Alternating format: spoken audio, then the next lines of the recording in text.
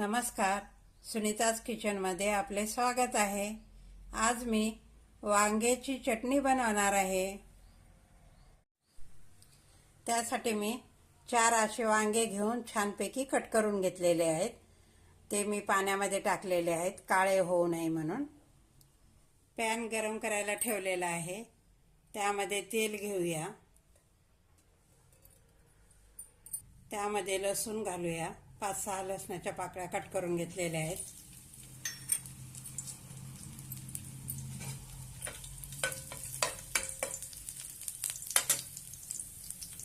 त्यामध्ये थोडंसं आलं खिसून घेतलेलं आहे ते घालूया।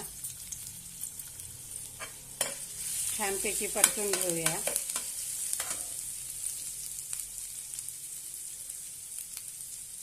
एक हिरवी मिरची, एक लाल मिरची, थोडासा कढीपत्ता आणि छानपैकी परतून घेऊया।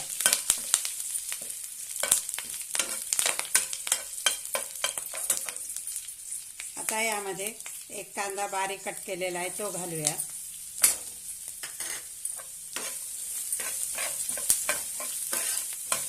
आणि तो पण छानपैकी परतून घेऊया।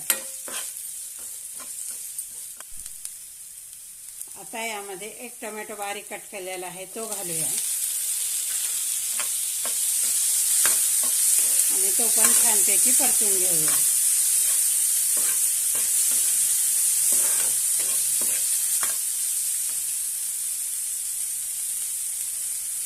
आता आपण यामध्ये हे वांगे कट केलेले घालूया।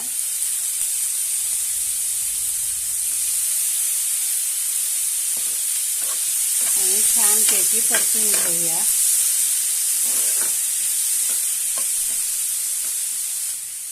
यामध्ये थोडंसं लाल तिखट,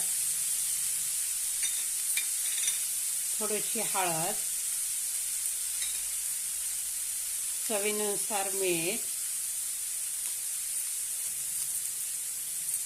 थोडीशी कोथिंबीर आणि छानपैकी परतून घेऊया।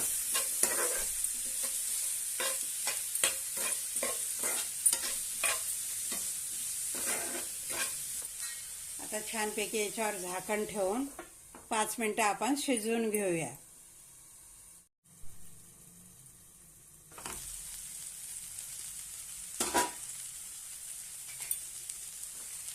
मस्त अशी आपली भाजी शिजलेली आहे। आता गॅस बंद करून घेऊया आणि थोडंसं थंड करून घेऊया। थंड झाल्यावर मिक्सरला बारीक करून घेऊया। थंड झालेला आहे। आता मी मिक्सरला हे बारीक करून घेते। मिक्सरचं भांडं घेते, त्यामध्ये काढून घेते आणि छानपैकी बारीक करून घेते।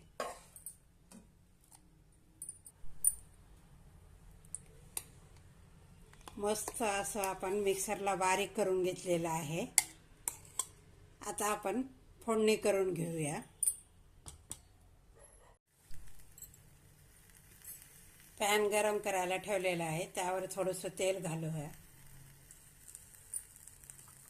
त्यामध्ये थोडीशी मोहरी, थोडंसं जिरं,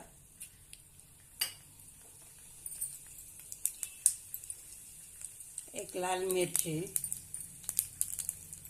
थोडासा कढीपत्ता। छानपैकी आपली फोडणी तयार झालेली आहे। आता आपण याच्यावर ओतून घेऊया।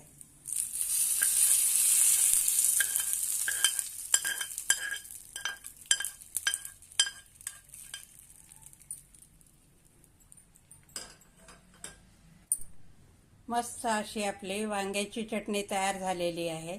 ती आपल्याला इडली, डोसा किंवा पराठा याच्याबरोबर खायला खूप छान लागते।